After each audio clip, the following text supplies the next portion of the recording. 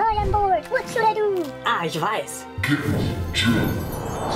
Hallo und willkommen. Ich bin Meister Lenze and you're watching Get Germanized, and today we're talking about a very specific German wedding tradition, the so-called Polterabend, the rumble evening. A little ad beforehand.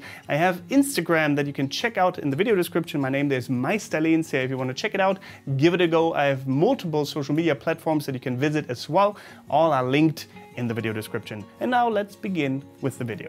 A Polterabend is a tradition especially widespread in Germany. It doesn't mean it only exists in Germany, but very much so here as well. At a Polterabend, you break earthenware and porcelain to wish the bride and groom success in their new marriage. You traditionally do this before the couple gets married to kind of, well, represent a farewell to being single. The historical origin of the Polterabend is not clearly clarified, unfortunately, but it's said to exist since at least the Middle Ages. The custom of breaking china is probably related to the good old German saying, Scherben bringen Glück.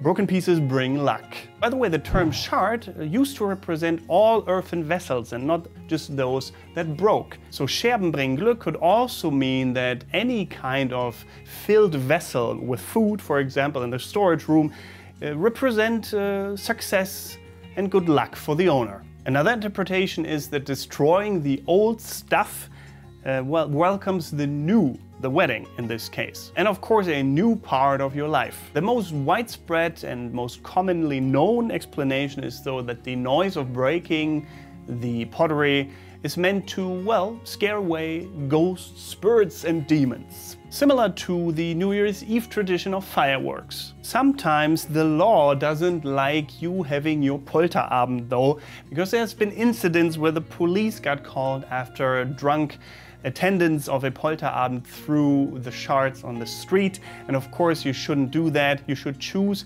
a place where it's allowed, maybe a private place, maybe the yard of the bride and groom, and then of course remove the shards afterwards as well. In any case, the Polterabend usually takes place in front of the bride's parents' house or the bride's house. The bride and groom don't invite anyone in detail for this. You basically just say the date when you want to have your Polterabend and whoever shows up, shows up. In that way, many people can attend that are maybe not invited to the wedding, which is also the intention behind this. Therefore, of course, catering has to be provided or is provided in most cases.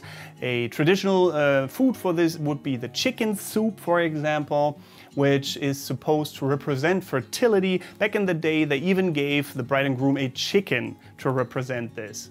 So that is maybe where the term hen night in English comes from, who knows? Do you? Let me know in the comments below. Usually after the porcelain and the earthenware is broken, the bride and groom clean it up together, kind of as the first act of doing things together from now on, and, well, the first work that they do together. There's another fun fact that you might want to know about when it comes to the Polterabend. To end the ceremony, basically, the Polterabend itself, the event, at midnight they burn the groom's trousers.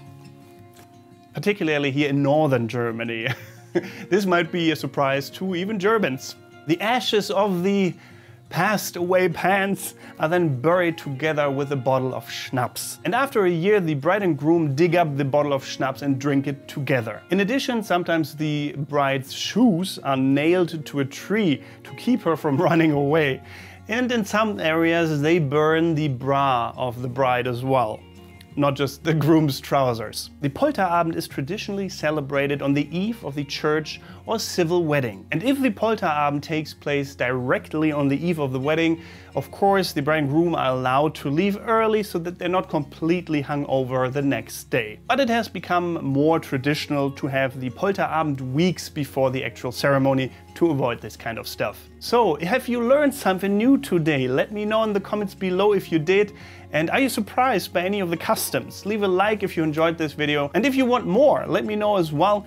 Check out my social media. Like I said, my Instagram is available. I share shards of my daily life here in Germany and much more. You can also watch another wedding related video here, wedding traditions in Germany, and another, well, Germany related video down here. And apart from that, thank you very much for watching.